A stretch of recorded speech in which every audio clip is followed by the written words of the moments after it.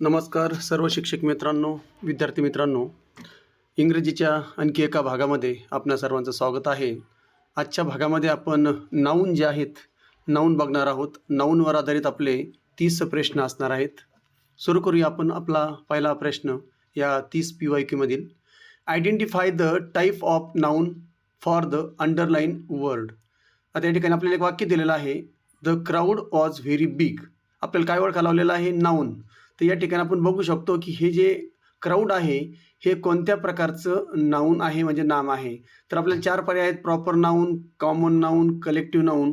तर आपण या ठिकाणी बघू शकतो की हे जे आहे क्राऊड हे आपल्याला या ठिकाणी आपण जर लक्षात घेतलं तर एक प्रकारे हे काय आहे? कलेक्टिव्ह नाऊन आहे. कारण या ठिकाणी काय असतं? हा ग्रुप आहे. क्राऊड म्हणजे काय? गर्दी आहे. म्हणून या ठिकाणी गर्दीसारखे जे असतात, या ठिकाणी एकापेक्षा जास्त व्यक्ती, वस्तू एकत्र येतात, त्याला आपण कलेक्टिव्ह नाऊन असं म्हणतो. म्हणून या ठिकाणी हे जे पर्याय क्रमांक C आहे, कलेक्टिव्ह नाऊन, हे या प्रश्नाचं योग्य उत्तर होणार आहे. पुढे जाऊया आपण प्रश्न क्रमांक 2. प्रश्न क्रमांक 2 मध्ये choose the correct abstract noun from the word. आणि शब्द दिलेला आहे आपल्याला ऑनेस्ट. ऑनेस्ट या शब्दाचा आपल्याला काय ओळखायचं आहे? तर ॲब्स्ट्रॅक्ट नाऊन, भाववाचक नाम आपल्याला ओळखायचं आहे. मग 4 पर्याय आहे: ऑनेस्टी, ऑनेस्टली, त्यानंतर ऑनेस्टनेस आणि ऑनर. तर या ठिकाणी पर्याय क्रमांक 1 जो आहे हॉनेस्टी, हे या प्रश्नाचं योग्य उत्तर होणार आहे, भाववाचक नाम होणार आहे. म्हणून पर्याय क्रमांक A ऑनेस्टी हे या प्रश्नाचं योग्य उत्तर आहे. त्यानंतर प्रश्न क्रमांक 3 बघा.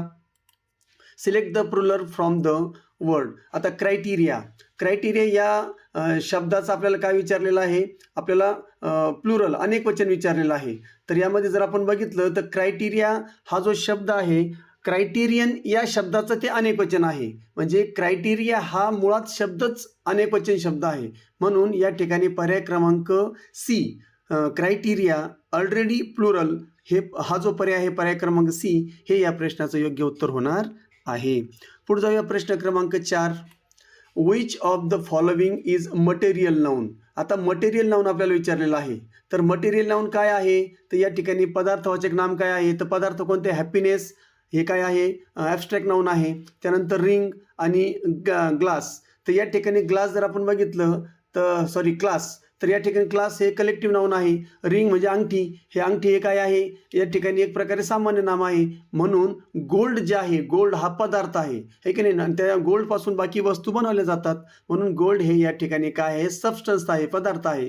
म्हणून वस्तू आहे, हे की नाही? आणि त्यामुळं या ठिकाणी गोल्ड हे जे आहे हे मटेरियल नाऊन होणार आहे. पर्याय क्रमांक B हे या प्रश्नाचं योग्य उत्तर आहे. पुढचा प्रश्न बघूया आपण. प्रश्न क्रमांक 5.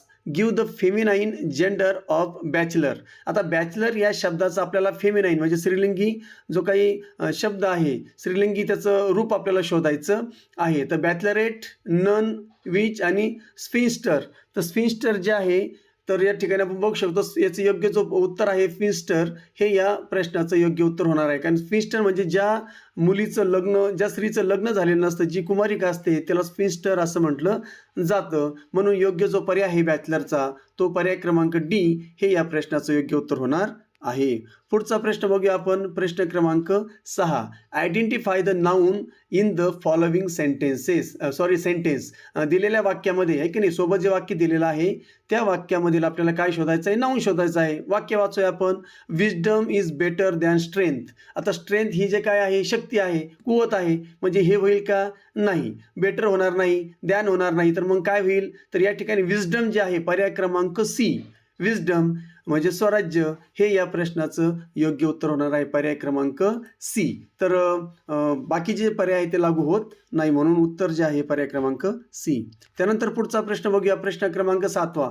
चूज द करेक्ट प्लुरल आपल्याला विचारलं आहे, अनेक वचन विचारलेलं आहे. नाईफ, चाकू जो असतो त्या चाकूचं आपल्याला काय विचारलेलं या ठिकाणी? आपल्याला प्लुरल विचारलेलं आहे. तर या ठिकाणी सगळ्यात शेवटचा जो पर्याय आहे तो या ठिकाणी लक्षात घ्यायचा आहे. तर या ठिकाणी नाईफ जो शब्द जर बघितला तुम्ही, तर नाईफच्या शेवटी ज्या शब्दाच्या शेवटी FI किंवा F आलेला असतो त्याचं रूपांतर नेहमी VES मध्ये होतात. कशामध्ये येतं, एफ ई किंवा एफ निघून जातो आणि त्या ठिकाणी व्ही एस हा प्रत्यय त्याला जोडला जातो. म्हणून या ठिकाणी पर्याय क्रमांक डी न्यूज, नाईफचं न्यूज हे या ठिकाणी अनेक वचन होणार आहे, प्लुरल होणार आहे. म्हणून पर्याय क्रमांक डी हे या प्रश्नाचे योग्य उत्तर आहे. पुढे जाऊया प्रश्न क्रमांक 8 कडे.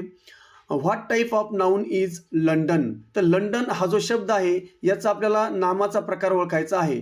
तर आता आपण बघू शकतो की लंडन हे एका शहराला ठेवलेलं नाव आहे की नाही. लंडन हे जगामध्ये एकच आहे. शहरं तर भरपूर असतात. जर सिटी असतं तर ते कॉमन नाऊन, परंतु त्याचं नाव आहे, सिटीला नाव दिलेलं आहे लंडन, म्हणून हे प्रॉपर नाऊन आहे. पर्याय क्रमांक डी प्रॉपर नाऊन हे या प्रश्नाचं योग्य उत्तर होणार आहे.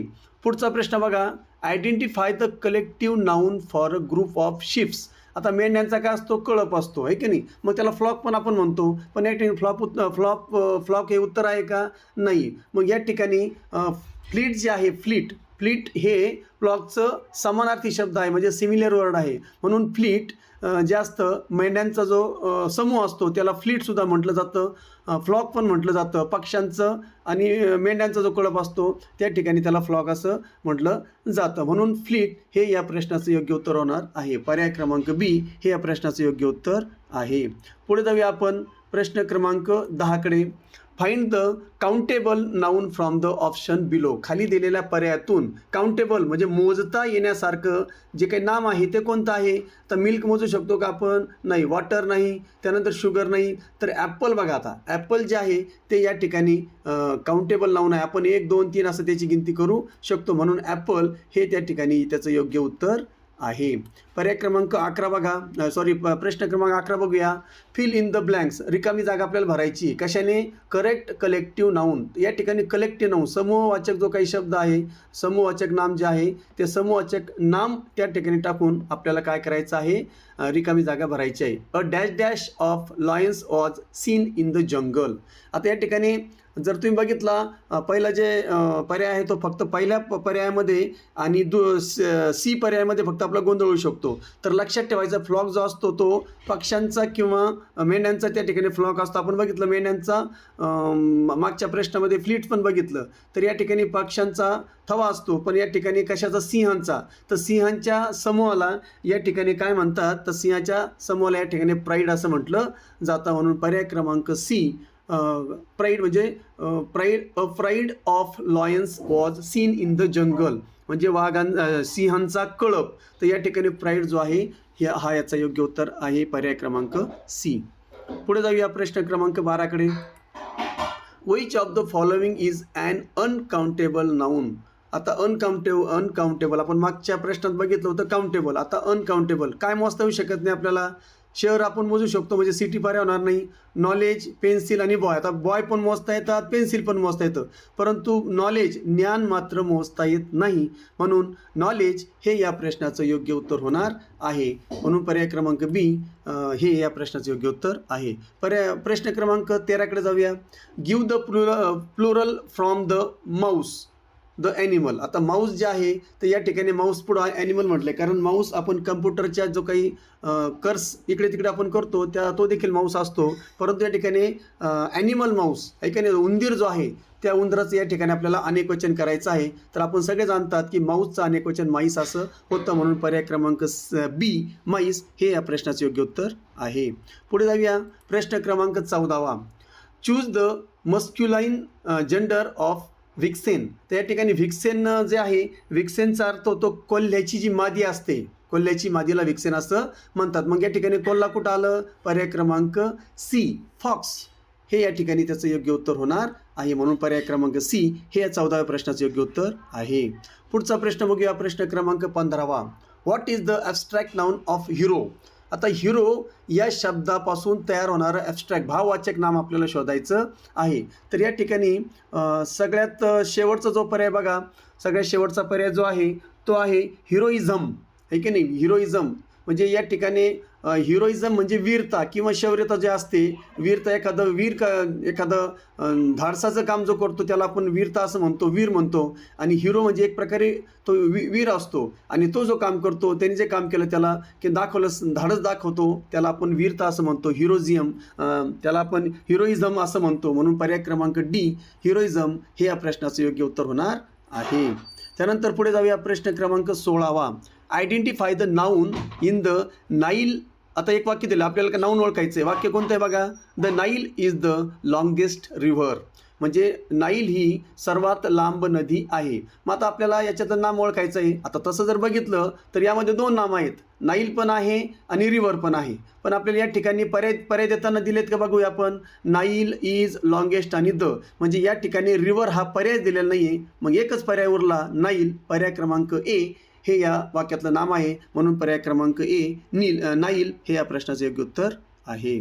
प्रश्न क्रमांक 17वा बघूया. Which of these a common noun. सामान्य नाम आपल्याला ओळखायचं आहे. आता बघा, इंडिया, कंट्री, मंडे आणि सचिन. सचिन हे विशेष नाम आहे, म्हणजे त्या ठिकाणी प्रॉपर नाऊन झालं.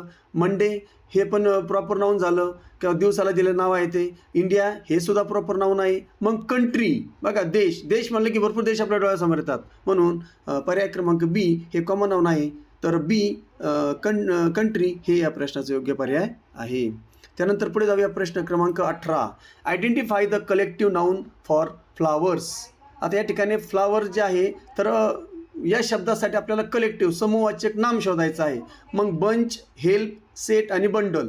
तर आता बंडल आणि बंचमध्ये फक्त आपला गोंधळ होऊ शकतो, परंतु या ठिकाणी लक्षात ठेवायचं आहे, बंच जो आहे ते बंच हे या प्रश्नाचं योग्य उत्तर आहे. म्हणून या ठिकाणी जो फुलांचा जो असतो तो गुच्छ असतो, बंच असतो. म्हणून या ठिकाणी, किंवा चाव्या ज्या असतात, चाव्या, किल्ल्या हे की नाही, चाव्यांचा सुद्धा या ठिकाणी बंच असतो. चावी जर आलं तरी त्या ठिकाणी की झालं तरी त्या ठिकाणी बंच हे उत्तर त्याचं घ्यायचं आहे. चला, पर्याय क्रमांक ए 18व्याचं योग्य पर्याय उत्तर आहे. पुढे जाऊया प्रश्न क्रमांक 19वा. The plurals of basis. तर बेसिस या शब्दाचा आपल्याला अनेक वचन या ठिकाणी शोधायचं आहे. तर बेसिसचं आपल्याला अनेक वचन जर बघितलं तर पर्याय क्रमांक 1 ए जो आहे तो या ठिकाणी जो IS बघा, लक्षात ठेवायचं, पर्याय क्रमांक ए हे त्याचं एक उत्तर आहे, पण त्याचं स्पष्टीकरण काय आहे. तर nouns ending in is usually change to ES in their plurals form. जर या ठिकाणी जर ISनं त्याच्या एखाद्या शब्दाची एंड होत असेल, शेवट होत असेल, तर त्याचं रूपांतर ESमध्ये होतं. तर या ठिकाणी ES जो आहे तो सगळ्या ठिकाणी 2 ठिकाणी लागलेला आहे, ABC ठिकाणी, परंतु बेसिसचं बेसिस होईल, म्हणून बेसिस होणार नाही. म्हणून या ठिकाणी पर्याय क्रमांक ए बेसिस हे या ठिकाणी याचं योग्य उत्तर आहे. पुढचा प्रश्न बघूया आपण.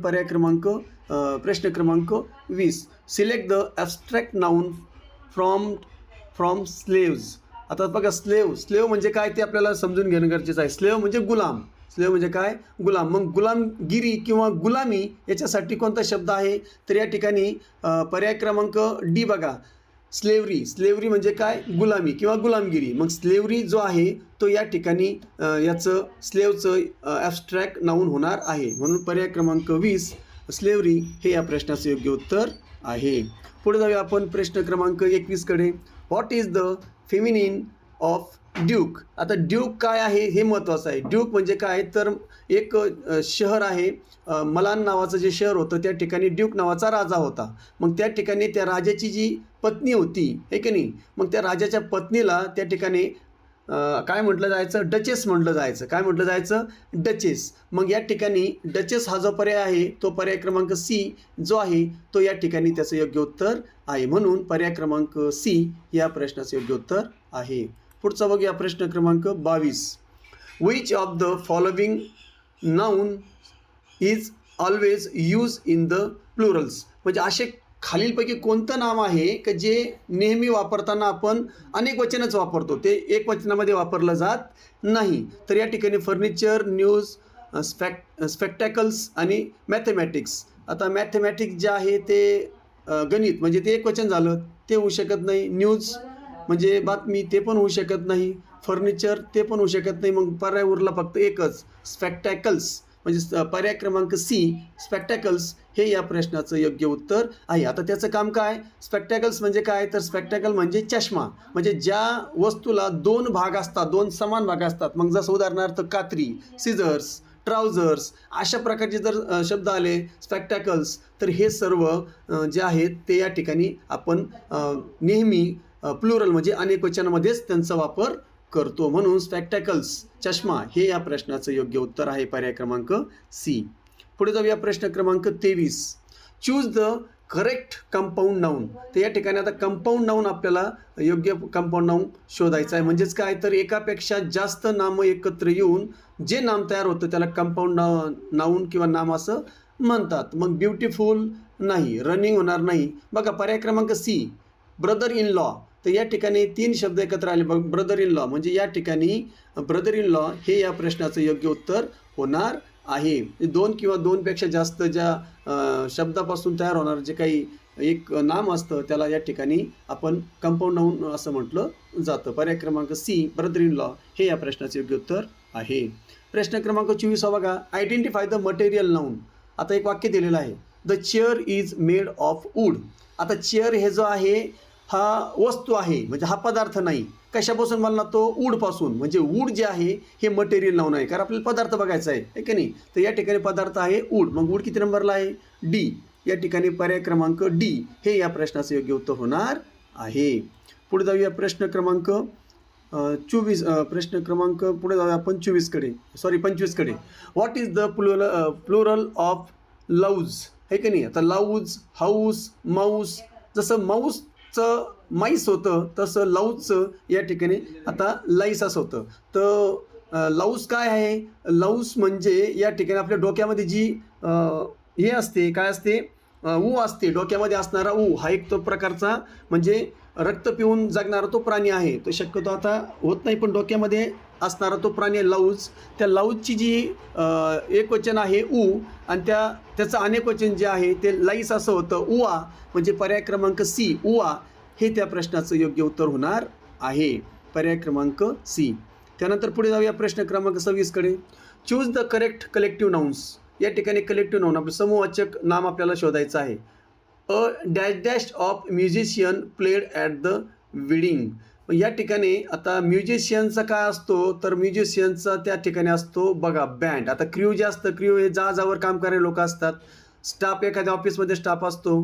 त्यानंतर बोर्ड होऊ शकत नाही, बँड मात्र होतो. बँड म्युझिशियन लोकांचा काय असतो? बँड असतो. म्हणून या ठिकाणी कलेक्टिव्ह नाउन जे आहे ते बँड हे या प्रश्न क्रमांक 26चं अगदी योग्य उत्तर आहे. A band of musician played at the wedding.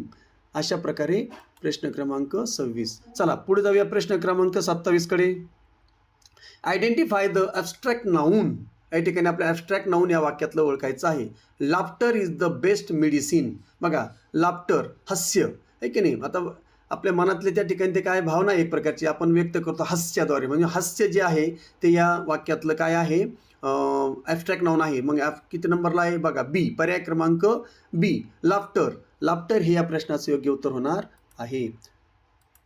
चला पुढे जाऊया प्रश्न क्रमांक 28कडे. Give the feminine gender of stag. स्टॅगचं या ठिकाणी आपल्याला काय करायचं आहे? फेमिनाईन करायचं. मग आता स्टॅग म्हणजे काय सगळ्यात महत्त्वाचं ते समजून घेऊया आपण. स्टॅग म्हणजे हरिण, पूर्ण क्षमतेने वाढलेलं जे नर हरिण असतं त्याला आपण स्टॅग असं म्हणतो, किंवा त्याला डिअर पण म्हणलं जातं, आहे की नाही. मग त्यात आपण डिअर म्हणजे हरिण शक्यतो म्हणतो. स्टॅग जे आहे ते नर जो असतो त्याला स्टॅग म्हटलं जातं. मग त्याची मादा जी असते ती मादा जी असते ती असते डोई. डोई किती नंबरला आहे? बघा प्रश्न क्रमांक सी, डोई. डोई हे या प्रश्नाचं योग्य उत्तर होणार आहे. कारण डोई म्हणजे जी काही हरिण असते, हरिणाची जी मादा असते त्याला आपण काय म्हणतो? डोई असं म्हटलं जातं. DOE. डोई म्हणजे हरिणाची मादा. म्हणून प्रश्न क्रमांक 28चं योग्य उत्तर आहे सी. प्रश्न क्रमांक 29 बघूया. Which of the following noun is neuter gender. आता न्यूटर जेंडर म्हणजे काय? तर निर्जीव ज्या काही वस्तू असतात ज्याच्यामध्ये लिव्हिंग थिंग नाही आहेत, आहे की नाही. निर्जीव वस्तू ज्या असतात त्याला न्यूटर जेंडर असं म्हटलं जातं, किंवा नपुसकलिंग असं आपण म्हणू शकतो.